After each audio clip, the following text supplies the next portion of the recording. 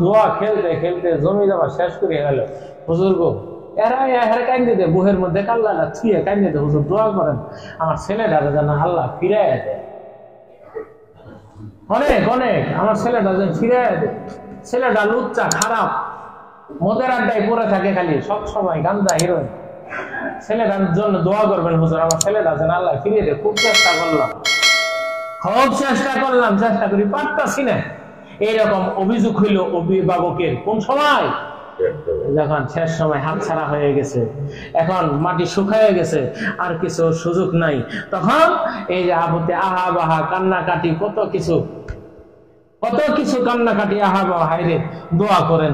এরপরে নেতা নেত্রীর কাছে যাইতেছে, আমার ছেলেটা ফিরাইতে পারতেছেন, শেষ পর্যন্ত পুলিশে ধরাই দেওয়া হইতেছে। জেলখানা যায় হাইরে আর যে কাঁচা আছিল, থানার যায় হাইজতে যায় কাঁচা আছিল, ওটার পাহা আছিল। আগে এলা ঘর চুরি করতো সামান্য, এখন থানার তো যখন ফিরে আইছে, আয়াহারি জেল জোর খাইতে আছে 2-1 মাস, আয়াহারি ডাক চোর বড় চোর হয়েছে, এখন বিল্ডিং ও ঢুকতে পারে।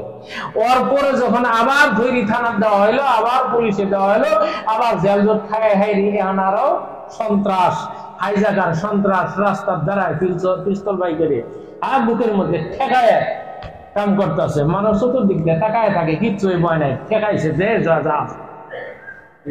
আর ফিরাইতে পারতেছে না।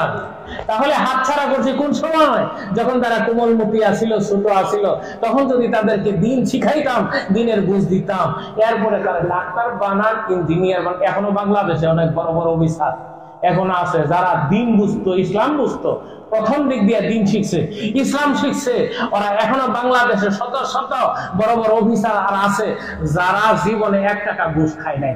আপনাদের বিশ্বাস হয়? আমার জানা আছে, আমার বাস্তবে দেখা আছে, 1 টাকা জীবনে ঘুষ খায় না।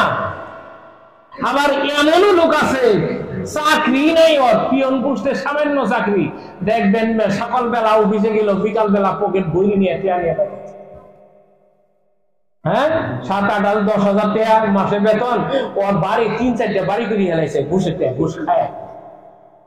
কারণ দিন শিখানো হয় নাই, ইসলাম শিখানি হয় নাই। এই জন্য আমাদের সন্তানদেরকে আমরা ধরে ধরে মসজিদে নিয়ে আসবো, ছোটবেলা নিয়ে এসে তাদেরকে নামাজ শিখাবো, তাদেরকে কোরআন শিখাবো, ইসলাম শিখাবো, দিন শিখাবো। এরপরে ওদেরকে উচ্চতর শিক্ষায় আপনি শিক্ষিত করবেন, কোনো দোষ নাই। ওয়াকাল আলাইহিস সালাতু ওয়াস সালাম মান সুইলা আন ইলমিন আলিমাহু সুম্মা কাতামাহু উলজিমা ইয়াউমাল কিয়ামাতি বিলিজামিন মিনান নার।